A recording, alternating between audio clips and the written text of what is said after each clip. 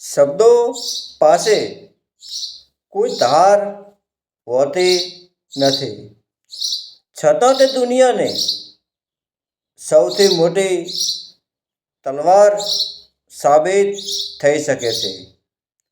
બોલાયેલા શબ્દો પાછા ખેંચી શકાતા નથી, માટે જ્યારે પણ બોલો ત્યારે મિત્ર વાણી એવી હોવી જોઈએ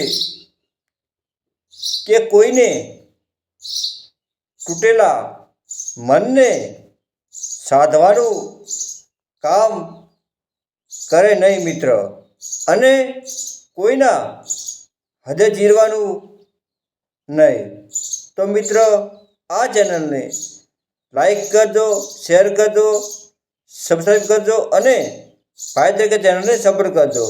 જય શેણાલ માં.